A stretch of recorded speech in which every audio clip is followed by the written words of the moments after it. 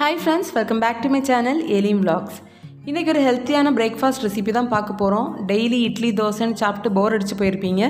வித்தியாசமான இந்த ரெசிபி உங்கள் வீட்டில் ட்ரை பண்ணி பாருங்கள். இது பிரேக்ஃபாஸ்ட்டுக்காக மட்டும் இல்லை, ஈவினிங் ஸ்கூல் முடிச்சு வரக்கூடிய பிள்ளைங்களுக்கு ஸ்நாக்ஸாகவும் பண்ணி கொடுக்கலாம். எப்படி பண்ணுறதுங்கிறத பார்க்கலாம். ஸ்டவ் ஆன் பண்ணி ஒரு கடாயை வச்சு சூடு பண்ணிக்கோங்க. சூடானது 1 டீஸ்பூன் அளவுக்கு எண்ணெய் சேர்த்து எல்லா இடத்துலையும் படுற மாதிரி ஒன்று லைட்டாக சுற்றி விட்டுக்கோங்க. சராசரியாக 2 பேர் சாப்பிட்ற அளவு தான் நான் இன்றைக்கி காட்டுறேன். ஒரு ஆளுக்கு 4 பிரெட்டு 1 முட்டைங்கிற அளவுக்கு எடுக்கணும். நான் இப்போ 2 பேருக்குங்கிறனால 8 பிரெட்டும் 2 முட்டையும் எடுக்கிறேன்.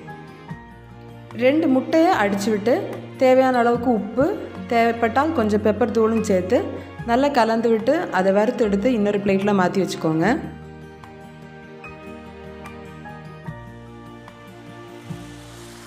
திரும்ப அதே கடாயில் 1 டேபிள் ஸ்பூன் அளவுக்கு எண்ணெய் சேர்த்துக்கோங்க. எண்ணெய் சூடானதும் 1/2 டீஸ்பூன் கடுகு சேர்த்து கடுகெல்லாம் வெடித்ததும் 1/2 டீஸ்பூன் உளுந்தம்பருப்பு, ஒரு 2 காஞ்ச மிளகாய் சின்னதாக கட் பண்ணி சேர்க்குறேன். கூட ஒரு கொத்து கருவேப்பிலை போட்டு லைட்டாக ஒரு வாட்டி மிக்ஸ் பண்ணி விடுங்க. இது கூட ஒரு 3 பல் பூண்டு, ஒரு சின்ன துண்டு இஞ்சி லைட்டாக தட்டி அதையும் 1 டேபிள் ஸ்பூன் அளவுக்கு சேர்க்குறேன். இஞ்சி பூண்டோட பச்சை வாசனை போகிறது வரைக்கும் 1 நிமிஷம் லோ ஃப்ளேமில் போட்டு நல்லா மிக்ஸ் பண்ணி விடுங்க. இப்போ இது ஓகே. அடுத்ததாக ஒரு மீடியம் சைஸ் பெரிய வெங்காயம் சின்ன சின்ன துண்டுகளாக கட் பண்ணி சேர்த்து 1 நிமிஷம் ஒரு மீடியம் ஃப்ளேமில் போட்டு லைட்டாக மிக்ஸ் பண்ணி விடுங்க. ப்ரௌன் கலருக்கெல்லாம் போக வேண்டாம், லைட்டாக ஒரு கண்ணாடி பருவம் வந்தாலே போதும்.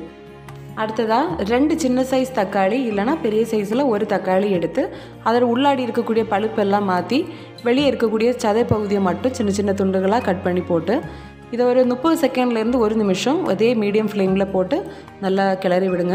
இது கூட காரத்துக்கு தேவையான அளவுக்கு மிளகாய்த்தூள் இல்லைனா பச்சை மிளகாய் போட்டுக்கோங்க. நான் 2 சின்ன சைஸ் பச்சை மிளகாய் கட் பண்ணி சேர்க்குறேன். கூட தேவையான அளவுக்கு உப்பு, 1/4 டீஸ்பூன் மஞ்சள் தூள், 1 டீஸ்பூன் காஷ்மீரி மிளகுத்தூள் சேர்த்து 1 நிமிஷம் இந்த பொடிகளோட பச்சை வாசனை போகிறது வரைக்கும் நல்லா கலந்து விடுங்க. காஷ்மீரி மிளகுத்தூள் சேர்க்கணுன்னு எந்த அவசியமும் கிடையாது, நான் இதை கலருக்காக மட்டும்தான் சேர்த்துருக்கேன். இது கூட தேவைப்பட்டால் மற்ற காய்கறிகள் கூட சேர்த்துக்கலாம். கேரட்டு, கேப்சிகம் இந்த மாதிரி எது வேணாலும் நீங்கள் சேர்த்துக்கலாம். நான் வேறு எதுவும் சேர்க்கல, ரொம்ப சிம்பிளாக தான் நான் இதை பண்ணுறேன். இப்போ இதில் ஏற்கனவே வறுத்து மாற்றி வச்சுருக்கிற முட்டையை சேர்த்துக்கோங்க. கூட 1 டீஸ்பூன் அளவுக்கு கரம் மசாலா சேர்த்துக்கோங்க, இல்லைனா சிக்கன் மசாலா சேர்த்தாலும் போதும். இதை ஒரு வாட்டி கலந்து விட்டு ஏற்கனவே சின்ன சின்ன துண்டுகளாக கட் பண்ணி வச்சுருக்கிற ப்ரெட்டு, நான் இப்போ 8 ப்ரெட்டை இந்த மாதிரி சின்ன பீசஸாக கட் பண்ணி வச்சுருக்கேன், அதையும் சேர்த்து நல்ல ஒரு வாட்டி கலந்து விடுங்க.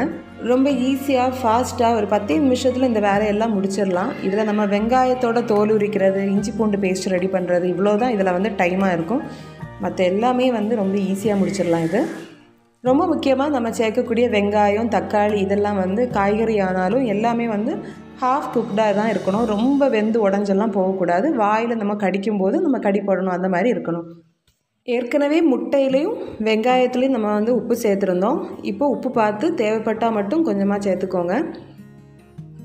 ஃபைனலாக கொஞ்சம் மல்லி இலை சின்னதாக நறுக்கி மேலே தூவி நம்ம ஸ்டவ்வை ஆஃப் பண்ணிடலாம். ஈஸியான இந்த ரெசிபியை கண்டிப்பாக எல்லாரும் உங்கள் வீட்டில் ட்ரை பண்ணி பாருங்கள். நம்ம சேர்த்துருக்கிற ப்ரெட்டோட இனிப்பு சுவை, தக்காளியோட புளிப்பு, மிளகாயோட காரம் இதெல்லாம் சேர்ந்து அதோட டேஸ்ட் வேறு லெவலில் இருக்கும். உங்கள் பிள்ளைங்களும் ரொம்ப விரும்பி சாப்பிடுவாங்க. கண்டிப்பாக இதை ட்ரை பண்ணி பார்த்து எப்படி வந்துங்கிறத எனக்கு கமெண்ட் செக்ஷனில் சொல்லுங்கள். இந்த வீடியோ உங்களுக்கு பிடிச்சிருந்ததுன்னா லைக் பண்ணுங்கள். நீங்கள் போடுற லைக்னால தான் நான் உங்களுக்கு போடக்கூடிய இந்த ரெசிபீஸ், விளாக்ஸ் இதெல்லாம் உங்களுக்கு பிடிக்குதா இல்லையாங்கிறது எனக்கு தெரியும். அப்போ தான் இனி ஃபர்தராக வீடியோஸ் போடுறதுக்கு ஒரு இன்ட்ரெஸ்ட் வரும். ஸோ கண்டிப்பாக லைக் பண்ணுங்கள். அப்புறம் இன்னொரு வீடியோவில் நான் உங்களை சந்திக்கிறேன். Till that bye, take care.